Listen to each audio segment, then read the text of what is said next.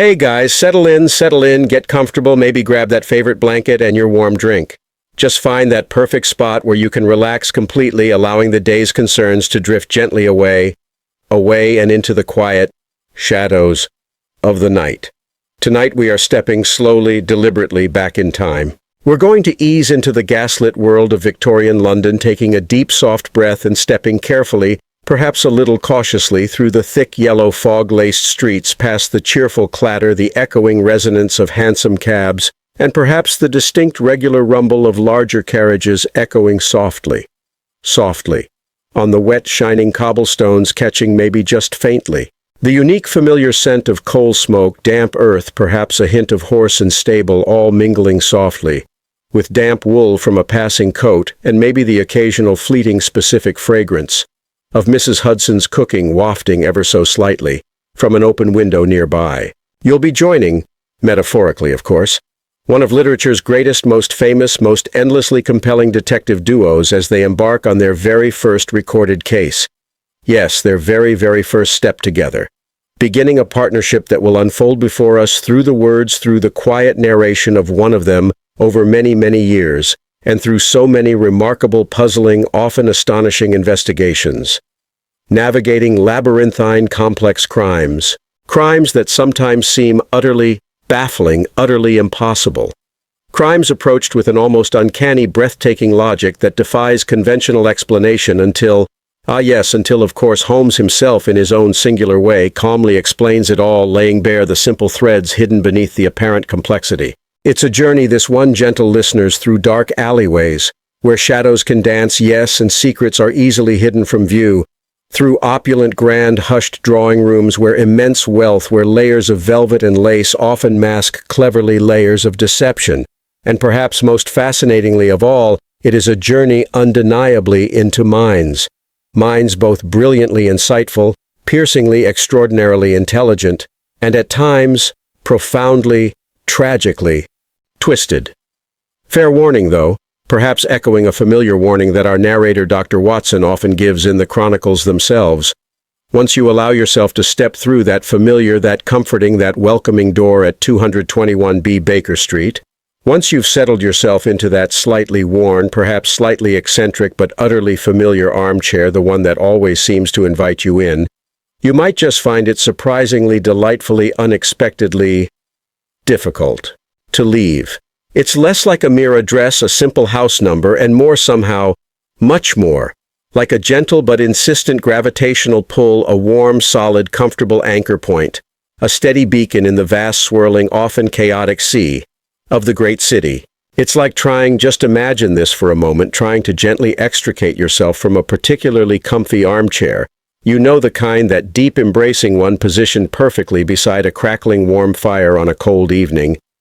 Except that this specific armchair occasionally perhaps demands, occasionally requires you to stretch just a little. Stretch those intellectual muscles you perhaps didn't know you possessed, to lean forward just a little and follow those intricate lines of reasoning, to grasp those seemingly illogical connections.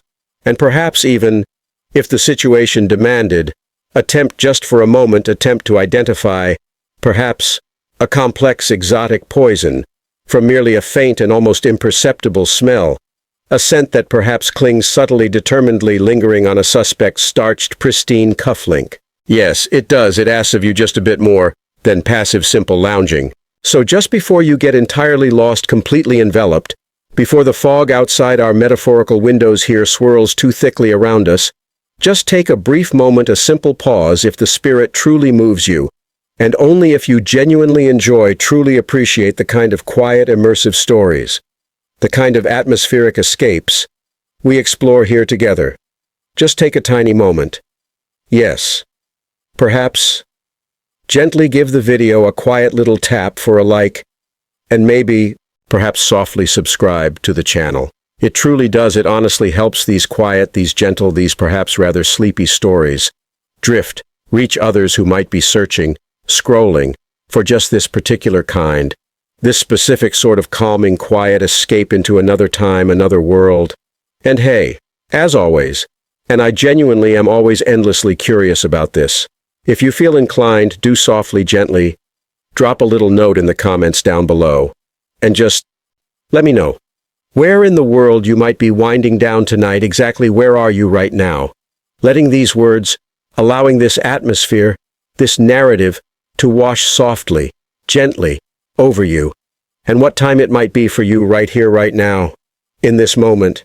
It's always truly, always endlessly cool to see just how far these gaslit, these quiet, these often mysterious journeys can travel, simply travel, across time zones, across continents, across entire ocean, connecting us gently through story. Now, if you can, yes, just softly, dim those lights, dim them, just enough to soften the edges of the room around you, just blurring the clear lines between your reality and the world we are stepping into. Maybe, perhaps, if it helps, gently turn on a small fan for that low, soft, consistent, calming background hum, that quiet, steady drone that melts away the silence without introducing distraction, or simply, if the night is quiet where you are, just softly, listen. Allow yourself to listen to the gentle sounds of the night outside your window. Just tune into the natural quiet of the world winding down. Let's take a collective, yes, a slow, deep breath together. Inhaling, holding just softly, and now exhaling, letting everything, yes, gently ease, just ease into tonight's quiet journey. Imagine, if you will, a young man, a very young man indeed, trained rigorously as a medical doctor. Yes, he had undertaken that demanding, celebrated course of study, immersed himself deeply, thoroughly equipped, with the structured, the empirical, the strictly scientific education that was at the very forefront, cutting edge. For the late 19th century, circa the late 1880s, that was his time. A serious student, undoubtedly, absorbing knowledge, learning the craft of healing. But he was discovering slowly, through the quiet, often monotonous rhythm of his daily life, in the quiet reality of his first medical practice, finding the daily grind, yes, the repeated experience of listening to coughs and diagnosing sniffles, of treating minor ailments that, while important to his patients, frankly lacked intellectual challenge, of enduring tedious, time-consuming visits from hypochondriacs who required patient reassurance rather than a complex diagnosis. Finding all of it, yes, finding it all, just a little less thrilling, a little less mentally stimulating, just a little less, perhaps even exciting than he had perhaps imagined, hoped for, when he first embarked upon that challenging, celebrated course of medical study. The spark he sought wasn't always there. Imagine now, this is Arthur Conan Doyle. Yes, a specific man, at a specific point in his life, the late 1880s. He had finished his training, set up his practice, and felt that quiet ache, the distinct lack of mental friction. You are sitting there, metaphorically speaking, of course, a silent observer, there with him, in his small, quiet medical practice, situated not amidst the clamor and density of London's heart, but down on the coast, in the quiet, perhaps slightly sedate town of Southsea. It's probably an afternoon, perhaps late afternoon, the sun beginning its slow, gentle descent, casting long shadows, and he is waiting, patiently, yes, waiting, for patients, who often, disappointingly, frustratingly, yes, perhaps heartbreakingly for the struggling young doctor, simply didn't show up. The hours stretching, thin, empty, filled with silence. And you are there, watching him, observing the dust motes, how they dance, lazily, beautifully, in the afternoon sunbeams, those long, slanted golden shafts of light, slanting, gently, through the window pane. You are there, witnessing this quiet scene, and you sense it. You catch that unique, quiet hum of untapped energy.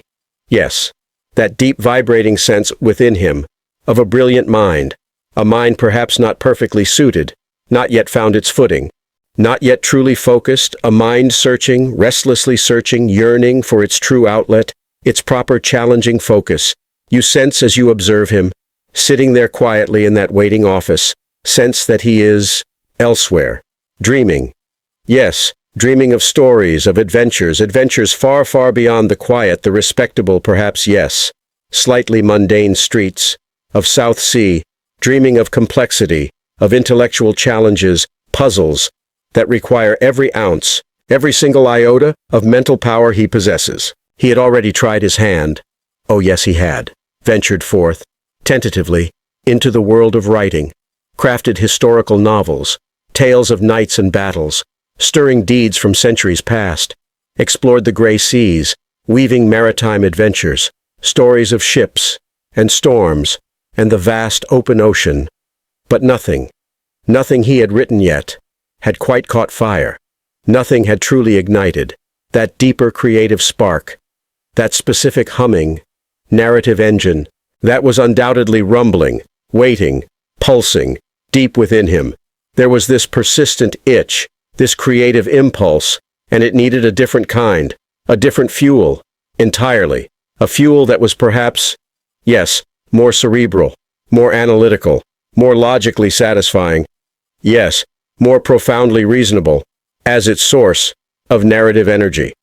It wasn't the grand sweeping narrative of history, or the physical struggle against nature. No, it was something internal, intellectual. Doyle was casting around, yes, casting widely, like a fisherman sending his net out into new uncharted literary waters, casting around for a new kind, a truly novel kind, of character, to populate this landscape. It wasn't that there were no detectives, no figures who investigated mysteries in fiction at the time. There were certainly. He knew them. He had read them. You could think back then, perhaps, of figures like Edgar Allan Poe's brilliant but slightly removed, see Auguste Dupin, operating mostly in the quiet realm of armchair reasoning, or Émile Gaboriau's more professional, perhaps, but relying perhaps more heavily on standard police procedural work, his investigator Monsieur Lecoq. But Doyle. No, Doyle was envisioning something different, something genuinely fresh, perhaps a little sharper, a little more rigorously analytical, a little more profoundly rooted. Yes, firmly planted, in a meticulous, a systematic, a truly scientific process, and in intensely keen, unblinking, unwavering observation, unlike anything quite taking shape in the minds of his literary contemporaries. And this vision, this specific unfolding idea, this spark taking form, yes, it had a very specific, a very real, a tangible, living seed from which it would grow. A man, a real man. You see, he'd had a professor. Yes, back when he was studying medicine, a demanding and utterly fascinating place, at the University of Edinburgh. This professor, a specific individual, Dr. Joseph Bell, he was remarkable, truly, remarkably so. Not just for his considerable surgical skill, his immense medical knowledge, his academic prowess, though he possessed all of those attributes in abundance. He was highly respected, brilliant in his field. But that wasn't what captured Doyle's imagination most deeply. No, what truly mesmerized, utterly captivated, the young Arthur Conan Doyle, sitting perhaps quietly, towards the back of the crowded, sometimes stuffy, lecture hall, diligently scribbling his notes, trying to absorb the dense flow of medical information. What captivated him, held him spellbound, was Dr. Bell's astonishing, his almost unbelievable ability, his ability to deduce, to look at a patient, a stranger perhaps, just arrived in the consulting room, and deduce their entire history, their profession, where they had most recently come from, even seemingly insignificant details about their daily habits and recent activities. Yes, deduce all of this, simply, just by looking at them, just by observing them, watching them enter the room, listening to the briefest statement, observing their clothing, their hands, their posture, their voice, all with a depth and a focus that went far, far beyond mere casual sight, an intensity of observation that saw things others completely missed. You can imagine the scene unfolding now. Picture it vividly. Quiet yourselves. Allow the scene to form in your mind. Dr. Bell stands, perhaps, before his gathered students, rows and rows of young men eager to learn, and a new patient enters the room. Perhaps a poor laborer, a working man, from the docks or the mills of Edinburgh, seeking medical treatment, often diffident, perhaps a little intimidated, shy, by the academic setting. Bell examines the man, not just physically, in the standard medical way, looking for signs of illness, but intensely, observationally, taking in every single, tiny, minuscule detail, with an intense, a piercing, and almost unnerving gaze. Then, he might turn, slowly turn, to face his students. Perhaps, just perhaps, there was a slight, a knowing, a captivating twinkle in his eye, a sense of intellectual playfulness, and he might declare, with calm, quiet certainty, something astonishing, something that makes the students exchange bewildered glances, nudging each other quietly, mouthing how to one another, something like, "Ah, a cobbler, I see," and, quite obviously, "Yes, a left-handed one. Interesting. Yes, and you have, evidently, undeniably, been on recent military service, discharged, perhaps within the last year." The students, including, imagine him now, young Doyle, sitting there, towards the back, pencil perhaps poised over paper, hand hovering. They would be utterly astonished, astounded, their minds reeling. How on earth, how could he possibly know such specific, such personal details, with such absolute certainty, from just observation? It felt impossible. And then, Bell, always the teacher, the brilliant instructor, with elegant, clear, step-by-step reasoning, like assembling a perfect piece of clockwork, would explain his process, his flawless method. He would point precisely to the specific type, the exact location, the unique shape and hardness of the calluses on the man's hands, the calluses, undeniably particular, unique, to holding and working with rough leather in a certain specific way, unmistakably, yes, the marks, the occupational marks, of a cobbler. He would indicate, demonstrate, the slightly stronger development, the greater musculature, the defined tone, yes, the visible evidence of habitual physical exertion, of the left arm, clear, undeniable evidence of a left-handed worker, whose trade, indeed, required significant repetitive physical effort, over long periods. And the haircut, the very particular close-cropped cut, yes, and the stiffness perhaps, just the slightest trace, of the man's posture, his bearing, yes, those subtle traces, quietly, but definitively, suggested a very recent, a quite fresh, military discharge. Regulations followed precisely. Recent adherence to discipline, all there, visible. If one only knew, how asterisk to see. To the young Arthur Conan Doyle, sitting there in that quiet Edinburgh lecture hall, absorbing, devouring, this seemingly impossible demonstration, watching the threads being pulled together, seeing the tapestry of a life appear from nowhere.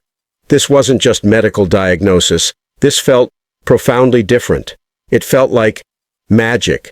It felt like something quite supernatural. This apparent ability to pull an entire life story, a recent history, from physical traces, details so minute, so easily overlooked, dismissed, that 99 out of 100 people, even perhaps 99 out of 1,000 people, would completely miss them, would never see them, never even register their existence. Or rather, and this was the crucial, the profoundly insightful moment for Doyle. This was the flash of understanding.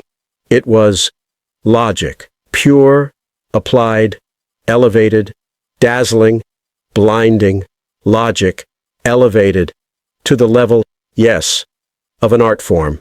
It was the poetry, yes, the true beauty, of reasoned inference, the undeniable satisfaction, of reaching an irrefutable truth, step by slow, steady step, purely by keen observation and rigorous, unyielding reasoning. This is where the idea truly began to take root.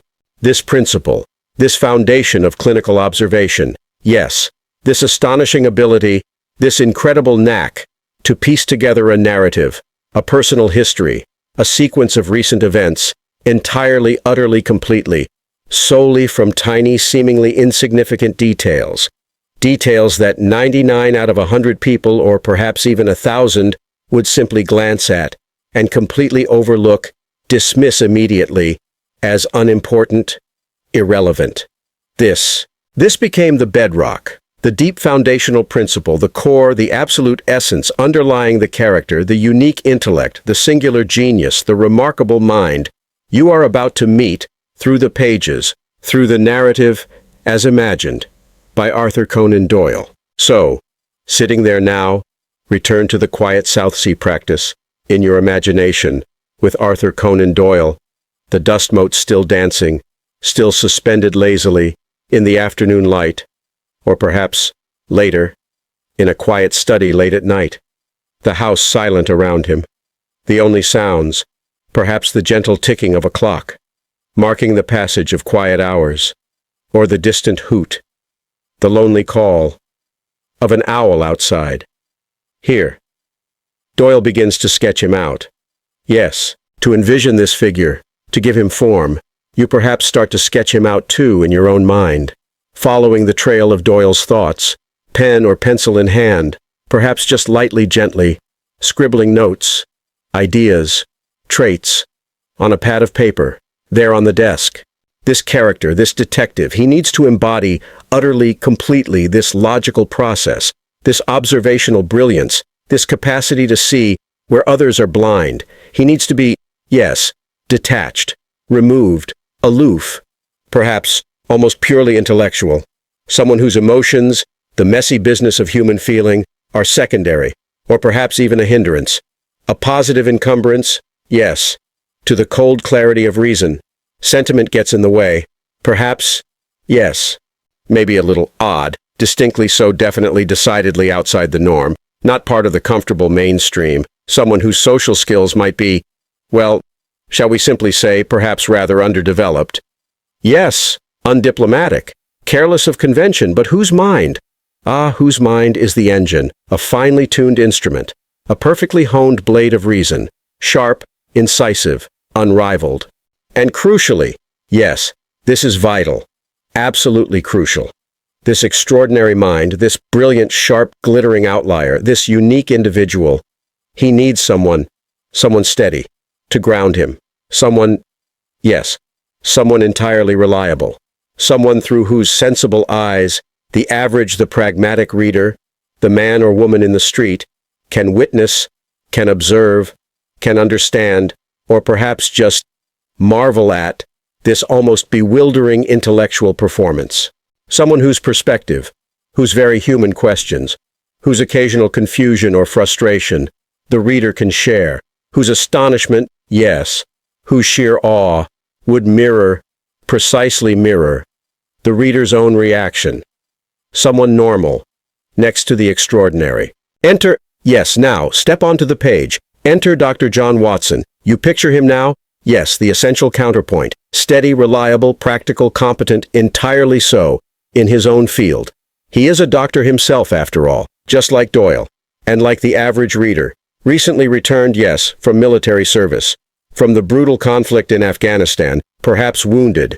Yes, likely carrying, not just the physical, but undoubtedly, yes, carrying, the less visible, mental scars of distant, terrible conflicts.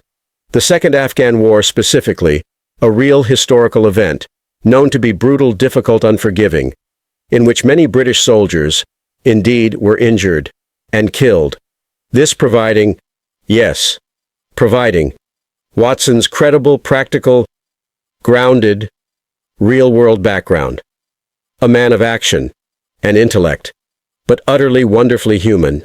He is the perfect foil, the necessary narrator, the steadfast chronicler, yes, the reliable witness, whose clear, straightforward prose, yes, clear and unadorned prose, just the facts, will provide the essential context for Holmes's dazzling, complex, almost unbelievable methods, the anchor for the astonishing flights of logic. The very first tale, yes, the debut performance, if you will, the first unveiling, featuring these two distinct characters, this meeting of two worlds, this beginning, is entitled, A Study in Scarlet. You are writing this now. Yes, you Arthur Conan Doyle sitting there, perhaps at that quiet desk in South Sea, pen in hand, the ink flowing. You are writing this story. perhaps furiously sometimes, yes, driven by sudden bursts of creative inspiration. The ideas coming fast now, squeezing it in, stealing precious moments, moments seized greedily during spare hours. Those hours, yes, those hours, between patients who simply failed to appear. The hours stretching empty before you, or perhaps late, into the night, long hours after everyone else in the house has gone to sleep, the world quiet outside, the only sound, yes, the gentle, flickering, reassuring glow of a gas lamp, perhaps there, on your desk, casting shadows, and the pen scratching, steadily, softly, quietly, across the paper. Words appearing, characters coming to life. You decide first. You absolutely must set the scene, establish, lay down, the fundamental relationship, the unusual, the sometimes awkward, the completely unique dynamic that will be at the beating heart of all that follows. Watson, good sensible Watson. He needs lodgings. Yes, he needs somewhere to live, somewhere stable, in London.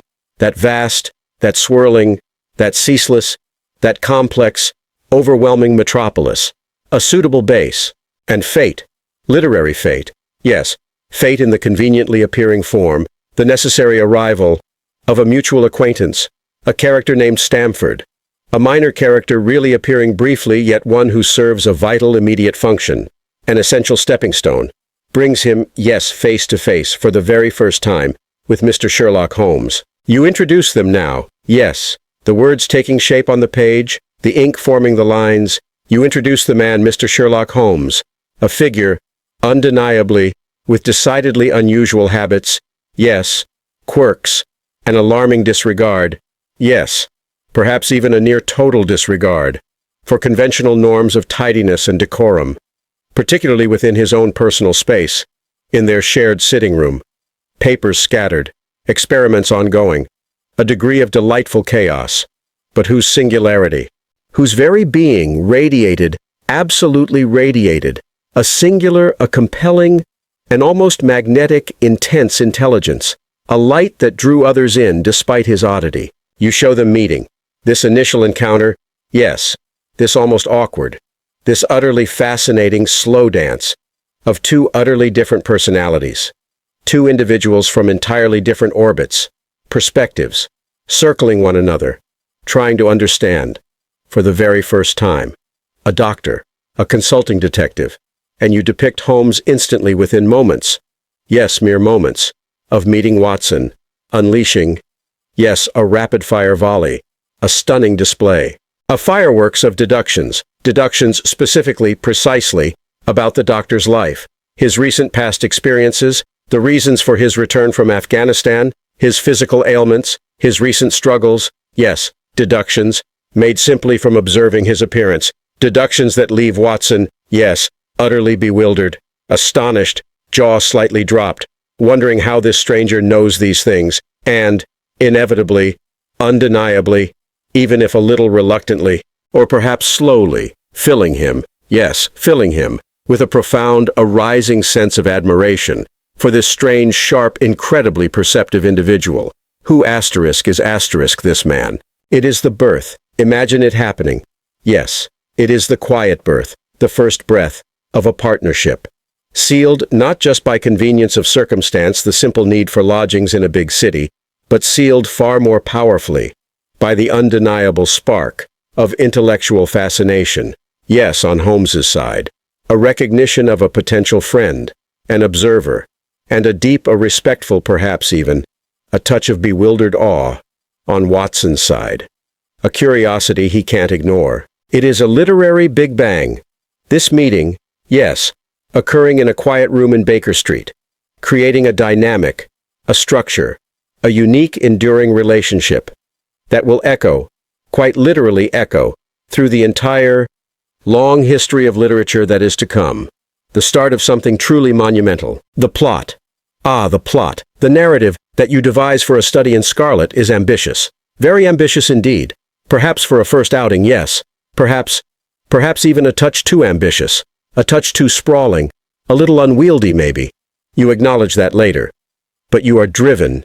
It involves, you write it down, a mysterious, yes, a baffling murder, discovered, not just anywhere, but in a deserted house, an empty abandoned building, that nonetheless, inexplicably, holds a horrific secret, a death with no apparent entry or exit. How there's a single word, chillingly, starkly, scrawled, yes, chillingly, terrifyingly, in blood, on the wall, a silent terrible message, Rach, which yes, as you know, and the story explains, is German, for revenge, although initially yes, even Holmes in a rare, an unusual, an admitted, slight misstep, yes. A moment that perhaps quietly reassures the reader that even he can be fallible on occasion. Initially, he incorrectly, charmingly incorrectly, deduces it means Rachel. And the mystery surrounding this death, this inexplicable occurrence, seemingly transplanted from somewhere else, happening in foggy London, it begins slowly, painstakingly, deliberately, to unravel, to reveal, not a simple urban crime, a straightforward mugging gone wrong, no, but a convoluted, an epic, an astonishingly complex backstory, stretching all the way across the ocean, across continents, across vast, challenging, forbidding landscapes, yes, all the way, across the plains, to the American West, to the raw, untamed frontier of Utah, and to the harsh, isolated, intensely religious, and profoundly challenging world, yes, the early social world, of the Mormon pioneers, specifically certain practices and reactions within that community. You, yes, you the writer, sitting there pen in hand, driven now by the narrative, delve deep, delve into profound timeless themes,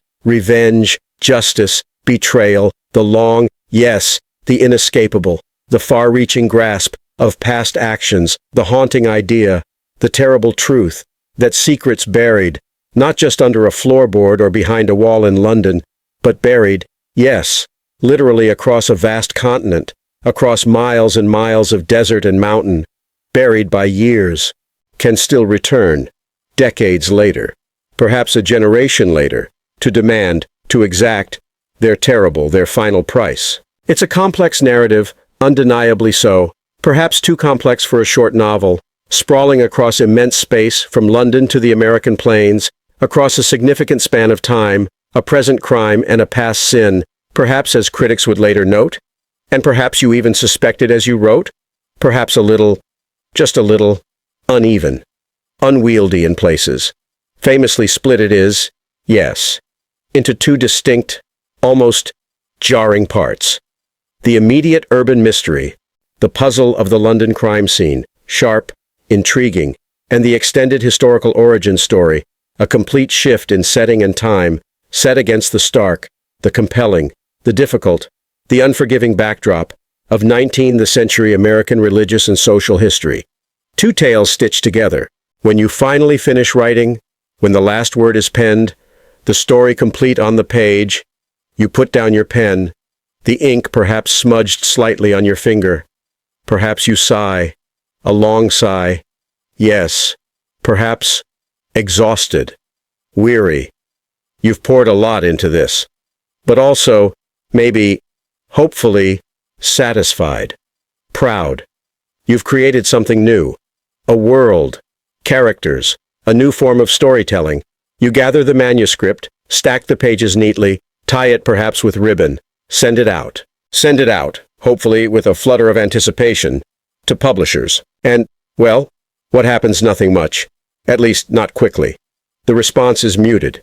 Silence, for a time. Then, hesitant replies. Publishers. They are cautious. They scratch their heads, read the manuscript again. The subject matter. They wonder. Is it too dark? Too strange? The unusual structure, these two distinct parts, does it fit? Do they quite grasp? They miss, perhaps, the brilliance, the novelty of the core idea, the method, the unique character, the consulting detective. It's different. Publishers like things that fit neatly into existing boxes. One publisher, Wardlock and Company, yes. They eventually see a glimmer, just a glimmer, of potential, a little light. But they are cautious, terribly cautious, unwilling to take a risk. They make an offer, a very low offer indeed. They buy the rights, buy them outright, for a pittance, a mere £25. Yes, £25, for the entire story, the characters, the plot, the world you created, £25, forever. And they agree to publish it. Yes, they will publish it. But not as a standalone novel, something to announce its arrival. No, not given prominence. But as part of their Beaton's Christmas Annual, in the year 1887, a kind of literary stocking filler, tucked away, perhaps almost hidden, inside an annual publication containing all sorts of disparate things. Recipes, articles on gardening or household tips, puzzles, other stories, by other less-known writers. Not a grand announced solitary debut, just part of a collection. You, Arthur Conan Doyle, you receive this payment. Hold the check for £25. You eventually receive a copy of the annual. Yes, a physical book. You hold it in your hands. Perhaps you flip through the pages. Flipping. Past articles. Perhaps on prize-winning pumpkins. Yes. Or advice for arranging flowers. Past illustrations unrelated entirely to your story. Adverts for soap or tea. And you feel it. A pang. Yes. A definite, tangible, palpable sense of disappointment. A quiet letdown. £25. For this entire world, these complex characters, this ambitious plot, you've painstakingly created, poured yourself into. It's not exactly setting the literary world on fire, is it? Not causing a stir, not making waves, barely a ripple. You might even think, quietly, resignedly, to yourself, perhaps, over a lukewarm, now cold, cup of tea, sitting there alone. Well, that was interesting. A nice little experiment, a creative outlet. Yes, a bit of a distraction, but perhaps I should just quietly give up on this writing business. Go back entirely, to the medical practice. Put my energy there. That seems more reliable, more real, more necessary. The spark of doubt. It's there. Is this it? Has it failed? Is this the end of Sherlock Holmes, almost before he has even begun his literary life, before anyone even noticed? A study in scarlet, yes, while undeniably significant, historically important, deeply important, in the grand long history of literature that follows, marking the debut, the very first step, the foundational stone. Yes, the absolute start of the journey. It was not. It was simply not an immediate, a roaring, a worldwide blockbuster. It didn't sell out overnight. No, far from it. It certainly didn't catapult Arthur Conan Doyle, the struggling young doctor in Southsea, to instant celebrated fame or immediate fortune. Not at all. You imagine yourself holding that bound annual, feeling the weight of the paper, the printing, flipping through its pages, tucked inside another world of domestic trivia, wondering, quietly, hoping. Is anyone out there, in the vast indifferent world of readers? Is anyone actually finding it tucked away there? Is anyone actually reading your story? The story of this strange man, this consulting detective. Are they catching on to understanding, sensing the strange, the unique, the quiet brilliance of this character you've named Sherlock Holmes? The initial reception. It is lukewarm, at best. Yes, it receives some reviews. Certainly. It is noticed. It exists. But it doesn't make huge waves. Not yet. It doesn't create a phenomenon. Not yet. Not at all. The fuse has been lit. Yes. Quietly lit. A small flame. The match struck. But the explosion.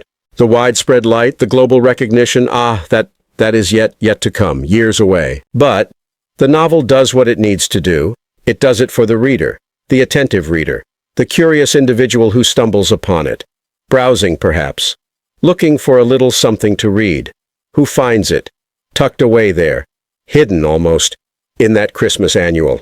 It does this, it introduces you asterisk. Yes, you, the reader, the new friend of these characters you've met tonight. It introduces you, truly introduces you, to Holmes's foundational methods, the bedrock of his craft. You get your very first taste, yes, a first delightful sip, of his intense, his absolute observation, That seemingly effortless, unbelievable ability to simply see everything, the detail invisible to others. You witness, with rising amazement, the astonishing logical inference. Yes, the breathtaking leap that follows the observation, the jump from an observed detail, something tiny, easily missed, to a grand conclusion, a sweeping understanding. It's like watching puzzle pieces fly into place on their own. You get glimpses, oh yes, illuminating glimpses, into his developing personality. The quirks begin to emerge, the slightly alarming depth, yes, his deep esoteric knowledge of obscure poisons, yes, a dangerous, slightly morbid fascination of different varieties of tobacco ash, from pipes, from cigarettes, a detail he takes immense, slightly odd pride in, knowledge gathered randomly, obsessively, because it might one day be useful. You hear about the violin playing, the sudden bursts, yes, sometimes late at night, of melancholic or energetic music, playing at odd hours, day or night, a sign, a clear outward sign, of his restless energy, his deep need for intellectual distraction, for artistic expression, something to occupy his mind when a case is not gripping him. You see, you can imagine it vividly now, the scenes described. You see the chemical experiments, yes, happening right there, in the Baker Street living room, an acid-stained bench, bottles of volatile substances, sometimes producing, you imagine the smell, noxious, perhaps alarmingly pungent, foul-smelling, fumes, that Watson will certainly remark upon. Holmes immersed, regardless of the state of the room. You begin, slowly perhaps, gently, to understand his core personality. Brilliant, yes, undeniably so, unquestionably a genius, there's no doubt, but also socially awkward, very much so, distinctly uncomfortable with convention, somewhat removed, distant, aloof, seemingly indifferent to the feelings of others, prone to fits of intense, incapacitating melancholy, periods of deep, dark gloom, or periods of sheer, unadulterated lethargy, bordering on paralysis, when his extraordinary mind, his engine, is not stimulated, not gripped, by the intricate puzzle of a case. The works grind to a halt. He thrives, yes, he truly visibly thrives on the hunt, on the intellectual chase, on the puzzle presented. And you see Watson, yes, crucially, you experience it, all of it, this world, these characters, entirely through Watson, the steady, the grounded, the practical lens through which you, the reader, can process, can understand, the dazzling, sometimes bewildering, sometimes perhaps even, yes, outright irritating, figure of Holmes.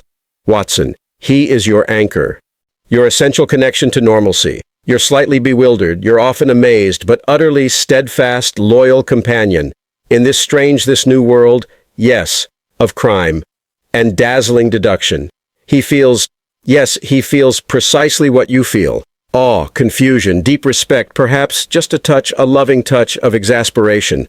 Ah, Holmes, what are you up to now? What new strangeness have you found? You also get a glimpse, yes, early on, through the narrative Doyle is writing, into the less glamorous, perhaps the more plodding, the less imaginative side of Victorian policing, the official police force, solid, well-meaning, but limited in imagination, represented initially by the well-meaning, conscientious, dedicated, but often rather obtuse Inspectors Gregson and Lestrade. Yes, especially Lestrade, who will appear so many times throughout the chronicles to come, whose specific relationship with Holmes, their grudging respect mixed with genuine bewilderment at his methods and their individual character nuances, you, Arthur Conan Doyle, will skillfully develop over the later stories, adding subtle layers to this necessary counterpoint, to Holmes's spontaneous brilliance. And here's a rather charming, yes, a rather quirky, a delightfully fringy little detail, perhaps specifically for you, the dedicated reader. Lestrade's first name, it's given fleetingly, a quiet detail, as G. Yes, in this very first story, A Study in Scarlet, but later, much later, it appears as S. Yes, in a later story, The Cardboard Box. One of those tiny, delightful, sometimes frustratingly inconsistent little quirks, those beautiful human slips, that absolutely delights, obsesses, and perhaps occasionally frustrates the historians, the dedicated enthusiasts who pore over every single word, every addition, debating heatedly, late into the night. Whether it's a simple authorial slip, an easy mistake made in the midst of writing under pressure perhaps, or some intentional ambiguity, a meta-mystery within the text. These official detectives, Gregson, Lestrade, they are shown clearly struggling, wrestling, baffled, with the baffling nature, the utter strangeness of the case, reliably relying steadfastly on traditional, less imaginative, more conventional methods that simply don't manage to cut through the complexity, the strangeness, the elaborate misdirection of the crime. This contrast, it is immediate, it is stark. Yes, it instantly, effectively, elevates Holmes, positions him, unmistakably, as something entirely unique, operating, yes, on a different plane entirely, seeing a different reality beneath the surface, a veritable one-man revolution in the science and art of detection, a new way of finding truth. You can almost feel, sitting here now, decades later, or a century later, reading these words, or listening to them, you can almost feel the damp chill, the particular misty dampness, the permeating gray dampness of the London air seeping in, wrapping around you. You can sense, the palpable tension, the coiled tight tension of the chase, the investigation, winding through the labyrinthine city, that strange, compelling juxtaposition of the mundane, the everyday streets you might recognize, familiar shops, public houses, passing cabs, all the everyday rhythm, juxtaposed sharply, jarringly, shockingly, with the extraordinary, the horrifying, the truly strange nature of the crime being investigated. This is the foundation. This is the first brick laid, albeit quietly, perhaps unnoticed by most at the time, the first modest stone in a towering, a deeply solid literary edifice, a structure of story that will one glorious day, become instantly, universally recognizable, beloved by millions, simply known, across the entire globe, characters that will feel like friends. At this point, though, at this quiet moment, holding the annual, feeling that sense of slight disappointment, you, Arthur Conan Doyle, are just a doctor, still a doctor with a penchant, a certain fondness, a persistent need for writing stories, for spinning yarns, for escaping into worlds of his own making. And you've written a little story, a small book, that didn't quite land, didn't quite make the impact, the splash you'd perhaps hoped, expected. You have no idea, no inkling whatsoever, in that quiet South Sea office, in that year 1887, that you have just introduced into the literary world two characters who will become household names spoken in parlors, in pubs, in quiet reading rooms, figures so real, in the public imagination, in the minds of thousands, indeed millions, that people will eventually write letters, physical letters, addressed them, addressed simply to Mr. Sherlock Holmes and Dr. Watson at 221B Baker Street, as though they truly lived there, expected their mail, expected correspondence from those who needed help, and might just reply.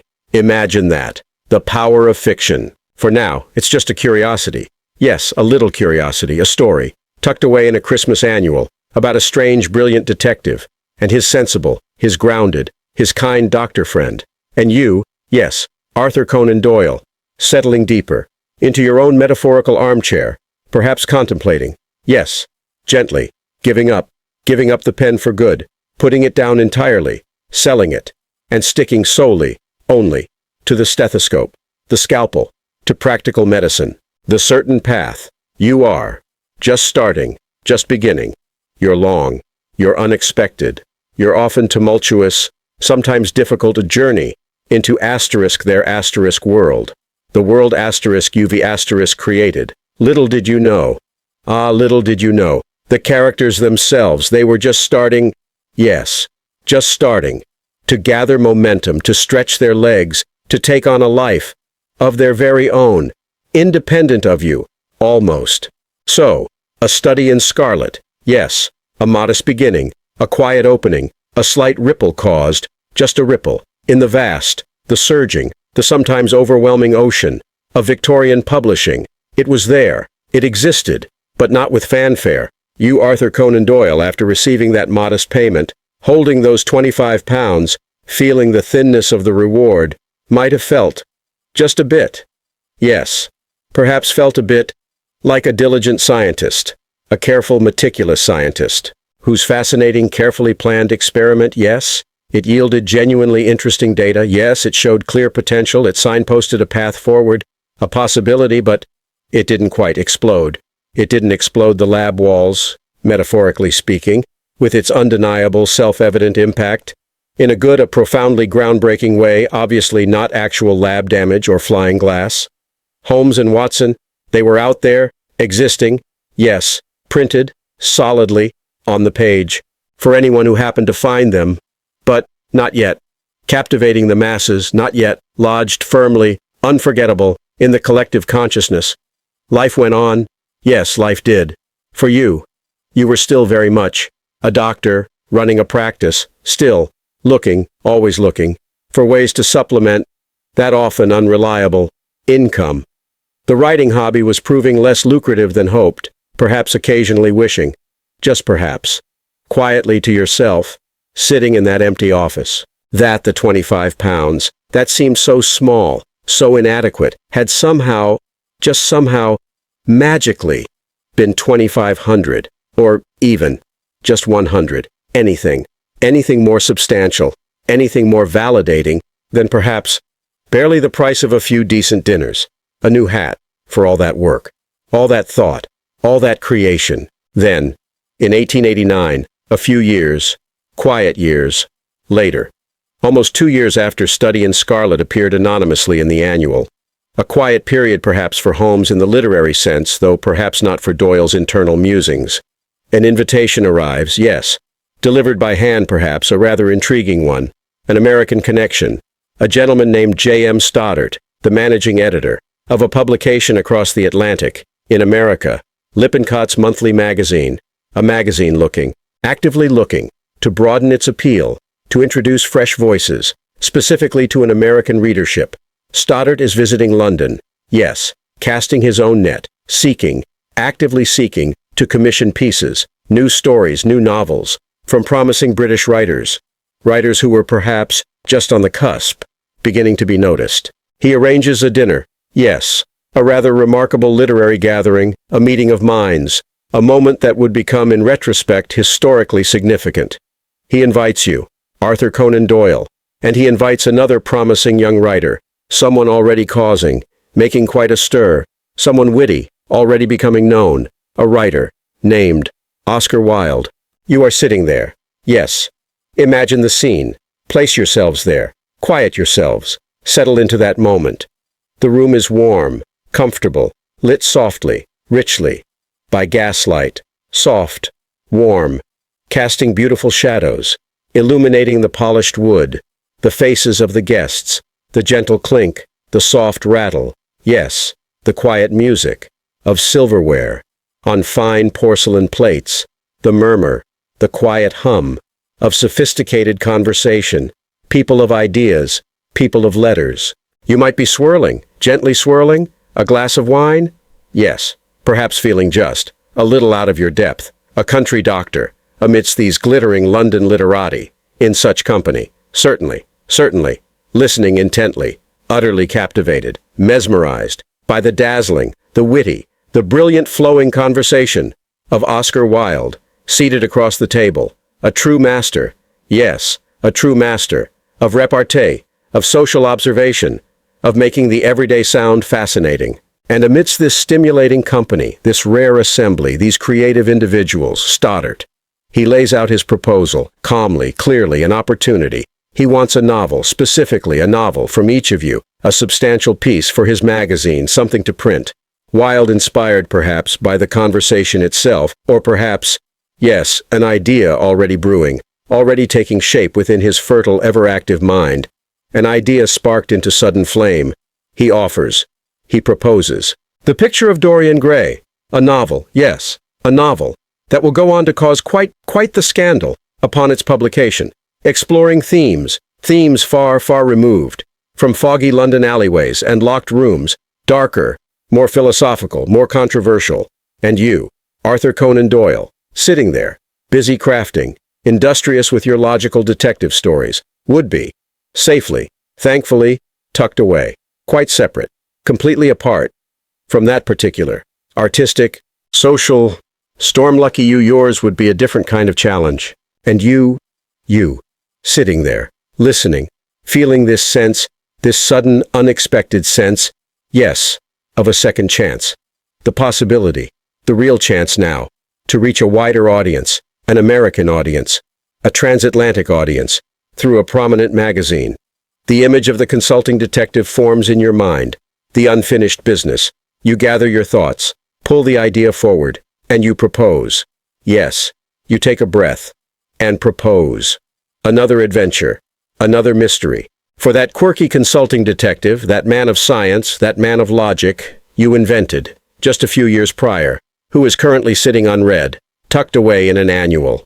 You tell Stoddard about him. This dinner, this invitation, this agreement reached, there, amidst the gaslight and the quiet clinking, the hum of conversation, this is the direct genesis. Yes, the very start. The quiet, promising beginning. The literal agreement for the second Holmes story, the sign of 4, an opportunity born from conversation. You dive back in, yes, you return.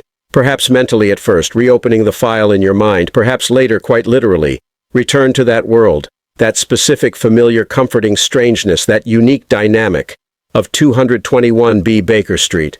Mrs. Hudson perhaps bustling downstairs, the fire lit in the grate. You set the story.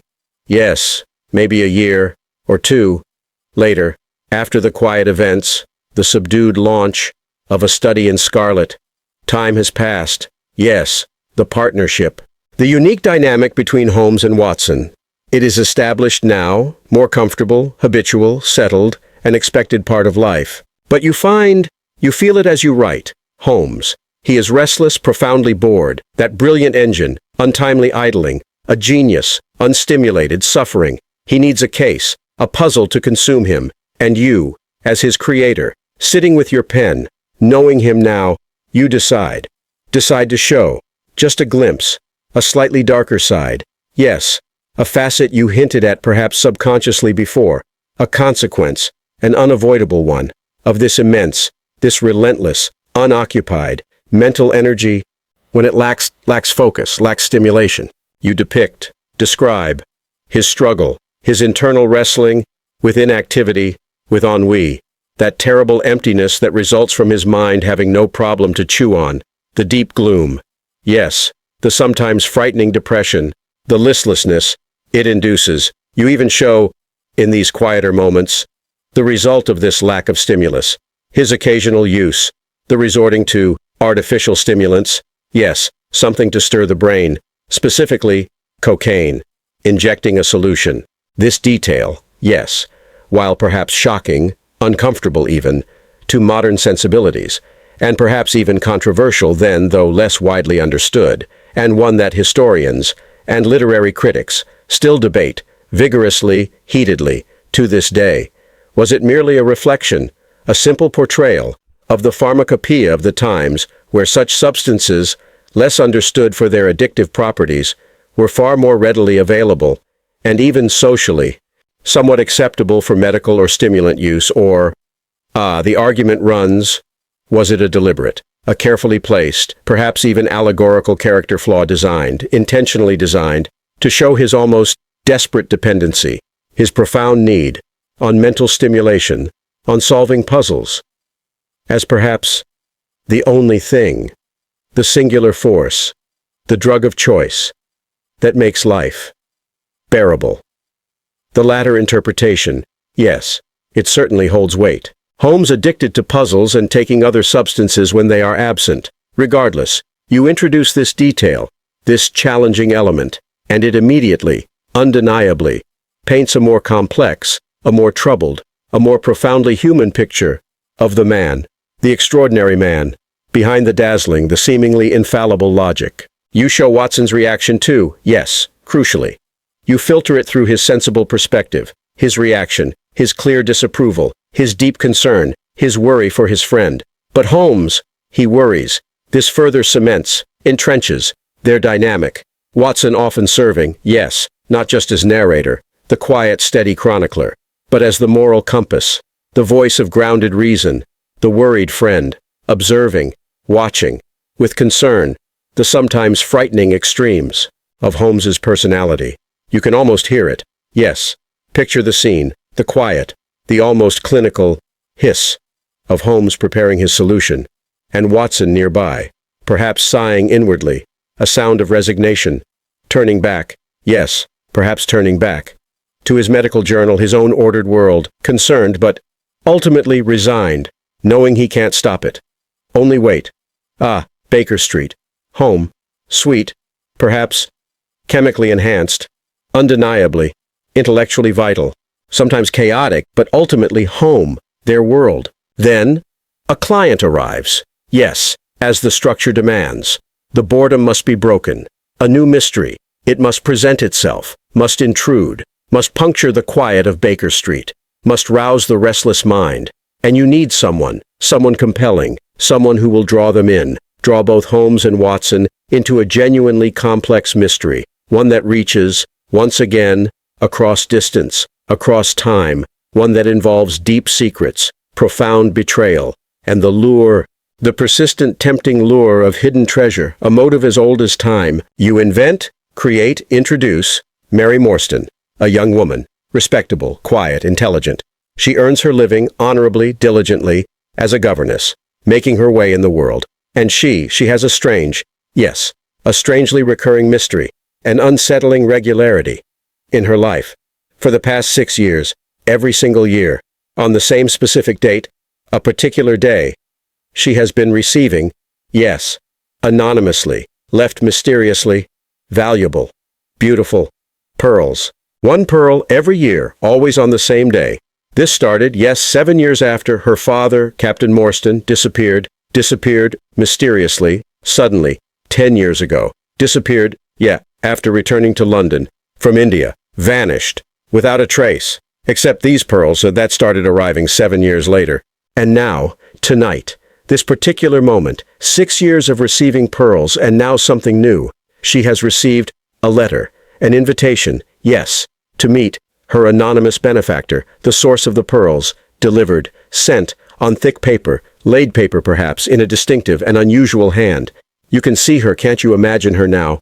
Arriving at 221B, nervous, understandably perhaps, facing these two unusual men, yet determined, yes, clearly determined, poised, articulate, explaining, calmly, precisely, carefully choosing her words, her strange, her ongoing, her profoundly unsettling situation, to this eccentric, this utterly fascinating man, this Mr. Holmes. She's been told, the papers say, might be able to help her, might shed light on the inexplicable. Holmes, naturally, instantly, undeniably, is intrigued.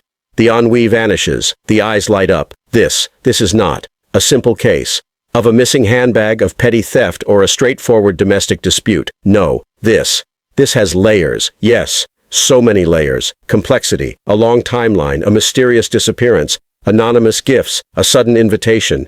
It speaks, loudly speaks, of a history, a hidden history, a complex history, concealed, buried, beneath the surface of seemingly ordinary events. It hints, undeniably hints, strongly suggests at connections, to events, to places, distant places, to people, from the past, that the client herself, Mary Morstan, is not even fully aware of. It is a mystery, yes, a true mystery, with resonance, with deep echoes across years and miles. It piques the engine of his mind. You send them out now, yes, the adventure begins. Send Holmes, ready for the hunt, send Watson, curious, steady, perhaps already feeling a gentle pull towards this intriguing client, and Mary, her hopes raised, the essential trio, the necessary expedition, out into the foggy, yes, the gaslit labyrinth of London at night, a city of secrets and shadows. Their quest, their search, it begins by following the thread, the slender, tempting thread, of this anonymous letter. It leads them, on a dark, misty evening, A journey, perhaps, to a meeting, a strange, a tense encounter. Yes, a meeting with the peculiar, the undeniably odd Mr. Thaddeus Sholto, the son, yes, of Captain Arthur Sholto, Mary's father's old comrade, from their time together, decades ago in India, and Thaddeus, nervous, twitchy perhaps, decidedly strange, almost afraid, he begins to reveal a story. Yes, a story, a complicated, a dark, a difficult story, a tale of secrets, a pact, a solemn agreement, made long ago, in a faraway land, a hidden treasure, an immense fortune accumulated there, riches beyond measure, a sudden, yes, a sudden mysterious death, occurring unexpectedly, and a dark, a lingering, a dangerous secret, yes, a terrible secret, shared, quietly shared, buried by two men, two officers, both from India, Captain Sholto and Mary's father, Major Morstan. And not just any death. Ah, no, the story quickly introduces another death, more immediate, more shocking, a second body, discovered, horrifically found, recently, at the Sholto estate. Captain Arthur Sholto is dead, lying, ominously, terribly, in a room, a poisoned thorn. Yes, an unusual exotic detail, found near the corpse. A chilling detail suggesting a strange weapon, and a terrifying note.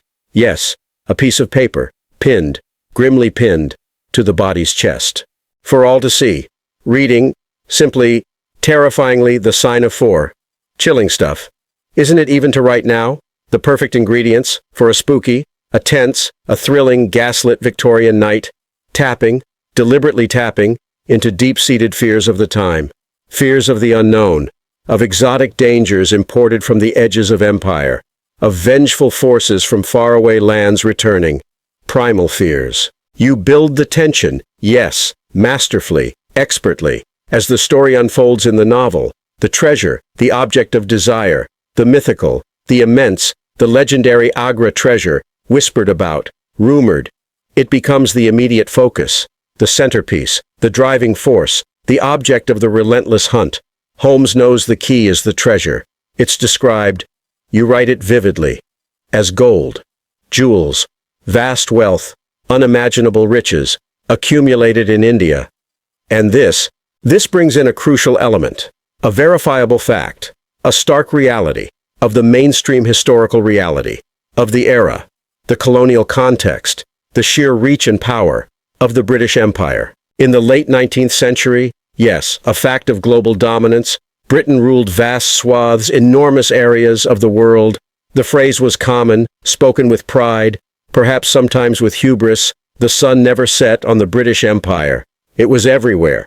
And wealth, riches, fortunes, they flowed, yes, flowed, constantly flowed, back to London, back to the center of power, back to the capital of the empire.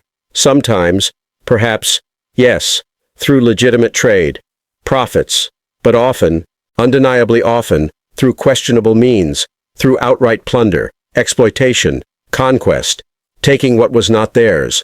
The sign of 4, yes, it taps directly into this reality, this historical truth, showing not just the glory of empire, not the red lines on the map, but the dark underbelly, the consequences of imperial acquisition, the ill-gotten gains, the fortunes built on injustice, built on taking and exploitation, that create curses. Yes, that generate decades of suffering and loss, and provoke, inspire vengeful quests, demanding retribution, years, yes, even decades later. The treasure itself, it's perhaps, really, a MacGuffin, a simple plot device, yes, a mechanism, to drive the action forward, to give everyone a motive, but it's rooted, firmly rooted, in the tangible, the often brutal, the undeniable reality of British India, a place far away, but connected, by this flow of wealth and consequence. The very setting. Miles and miles away, across the ocean, from the comfortable drawing rooms of London, the setting, where the original crime occurs, the first injustice, where the seeds of revenge were sown, cultivated patiently. The mystery quickly spirals. Yes, it escalates, rapidly, beyond dusty rooms, and odd, peculiar characters talking in hushed tones. It leads to action, yes, undeniable action, high stakes, a thrilling pursuit, involving a small, swift steam launch. The Aurora. Tearing. Yes, tearing through the darkness, pumping smoke and steam, on the River Thames at night, London's ancient watery highway, a dangerous place after dark. You, as the writer, you describe the chase vividly, masterfully, bringing the scene to life, the dense swirling fog almost suffocating, illuminated patchily, just barely, by the gaslights, stretching like feeble necklaces, along the embankment. The dark, swirling, dangerous water, yes, the cold black water, of the vast river, hiding unseen dangers, the looming, shadowy shapes, the massive black silhouettes, of the docks, the warehouses, the bridges, rushing past, sweeping by, in the gloom, ghosts in the mist. For a pursuit like this, for a chase scene with such tension and atmosphere, with life and death stakes, you need a truly memorable, a terrifying, a tangible villain. For the chase, a threat embodying the foreign danger, the exotic peril hinted at. Mentioned earlier in Thaddeus's strange tale. You invent, create, Jonathan Small. Yes, one of the four men, bound together, by the original pact. Yes, for the treasure. The leader of the desperate escape, and his companion. Ah, his companion. Here, you create a native, an indigenous person, from the remote, yes, truly remote, geographically isolated, Andaman Islands, in the Indian Ocean, brought far from his home. And this is where you tap into, a specific, perhaps slightly more quirky, a particularly fringy little tidbit of the known world, one that would have simultaneously, both fascinated, intrigued, and perhaps, undeniably, perhaps terrified. Your Victorian readers, sitting safely, cozily, in their parlors, or libraries. The growing awareness. Yes, fueling curiosity. Yes, fueled, largely fueled, by colonial exploration, by distant military campaigns, by stories from faraway lands brought back home. The growing awareness, often superficial, of indigenous peoples, from remote, from so-called uncivilized parts of the empire, parts the reader would never see. They were often described, yes, sadly, often described, presented, through a lens, a filter, of exoticism, of fear, of inherent savagery, of something other and dangerous, a direct reflection, a clear product of the prevalent, sad, prejudiced Victorian attitudes. Their limited, their often distorted, their incomplete understanding, knowledge about these diverse cultures. Your character, Tonga, yes, he is depicted, undeniably depicted, through this lens, with striking physical differences, described, using the language and concepts of the time, as primitive, fierce, carrying strange weapons, lethally wielding, with unnerving accuracy, poisoned darts, precisely blown, from a blowgun.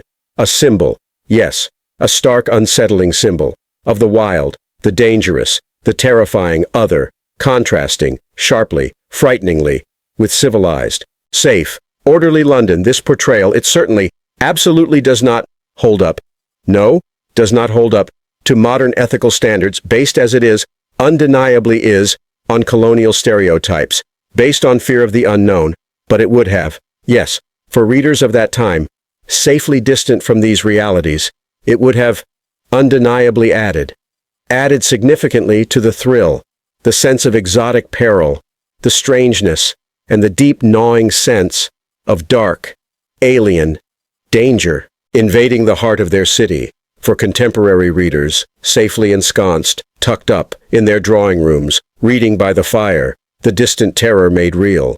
You weave, yes, weave masterfully, a complex backstory, for the treasure itself, and for the initial crucial betrayal, the breaking of faith. It involves four men, Small, Muhammad Singh, Abdullah Khan, and Dost Akbar, four men, bound together, initially, yes, as inmates, as prisoners, suffering together, in an Indian jail, men from utterly different backgrounds, cast together, united, by harsh circumstance, by shared hardship, by a common enemy. They make a pact, a desperate pact. To escape together, to seek a new life, and to share, equally share, a hidden treasure. This Agra treasure, found by one of them, their path, their plan, it intersects, dangerously collides with Captain Sholto and Mary's father, Major Morstan, These two British officers, they become aware of the treasure and the escape plan. They are supposed to help them, perhaps act as intermediaries, help them gain their freedom in exchange for a share, but instead, tempted, consumed, utterly blinded, by immense greed, by the sheer scale of the fortune, they double-cross. Yes, they betray. They break their promise, break their trust, break the pact, and make off, disappear, with the treasure, themselves, leaving the others stranded, bringing it back across the seas, back to England, to hide it, to hoard it, to enjoy it in secret. Years pass, yes, decades, a generation. The secret festers, like an open wound. Promises are broken, lives, utterly ruined, in the pursuit of vengeance or simply trying to survive after being betrayed. And now, after a decade, yes, the past, it has returned, it has come back, reached across the miles and the years, to haunt, to demand its price from the sons, the descendants, of the betrayers, manifesting, horrifically manifesting as a terrifying search by the vengeful survivors, for the missing fortune, and for vengeance, for the broken pact, for the lives destroyed, for the suffering inflicted. It's a sweeping tale, driven, powered, yes, by deep-seated human flaws, greed, broken promises, injustice, and the powerful, the long-reaching, the inescapable drive for vengeance, a drive that spans across continents, across decades, from India to England. Through all this dramatic action, this sweeping historical backstory, this tale of hidden treasure and pursuit, you continue, yes, steadily continue, to explore, to deepen, to strengthen the unique dynamic between Holmes and Watson. You spend time on them, their reactions, crucially, profoundly. You show, display, Watson's humanity, yes, his simple, decent, kind, enduring humanity, his solid core, his growing affection, a genuine, a heartfelt connection, a different kind of spark. For the client, yes, for Mary Morstan, the brave gentlewoman, this budding romance, yes, taking root, appearing slowly, alongside the detection, serving as a beautiful, a warm, an essential counterpoint to Holmes's often cold, his purely intellectual pursuits, the human element to balance the stark logic. It humanizes, undeniably humanizes the story, anchoring it, grounding it in relatable, deeply human emotion, in hope, in love. And this provides Watson, yes, provides him with a tangible, an emotional stake, a truly personal investment in the outcome of the case. The fate of Mary matters deeply to him now. That goes far, far beyond his usual fascination and admiration with Holmes's methods. It is now personal. It also, yes, you slyly arrange it. You weave it in, sets Watson on a path, a trajectory, a predictable path for a good, sensible man, a path that will have significant consequences, yes, for the essential Holmes-Watson partnership down the line, later on. A little quiet, perhaps bittersweet, spoiler alert now, just a hint. Yes, as literary history, and indeed life itself, now tells us people. Yes, simple, understandable people, like Dr. John Watson, they sometimes do this. It's a natural course of events. They fall in love, and then, inevitably, wonderfully perhaps, yes, they get married. And, shock of shocks, they might, quietly, gently, yes, move out of the bachelor pad, leaving the eccentricity behind. Yes, a conventional path, a simple expected turn of life, a natural transition, a turn that will, momentarily, undeniably, disrupt the established order, the comfortable equilibrium of 221B Baker Street, a necessary evolution of the relationship. You show Watson's courage, yes, his simple bravery, the steady courage of an old soldier, his steadfast loyalty to Holmes and to Mary, shining throughout the dangers, the risks, the threats of the case, proving, undeniably proving, he is much, much more than just a passive chronicler, a secretary, or simply a narrator. He is a vital participant, a friend, a man of action, a partner, ready to face peril. And so these stories are created. These worlds born from a quiet office in Southsea, from observing life and death and fascinating professors. They didn't explode onto the scene instantly. They arrived quietly, perhaps almost apologetically. One tucked away in an annual, the other commissioned for a transatlantic magazine. Slow beginnings for what would become a global phenomenon, a quiet whisper before the roar. Characters who would step off the page and into the imaginations of millions. They are out there now, printed, waiting. The gaslight is soft, the fog curls outside, the city sounds are distant, and the journey, the quiet, slow, atmospheric journey, through these origins, gently winds down, allowing you, yes, allowing you to drift peacefully to sleep.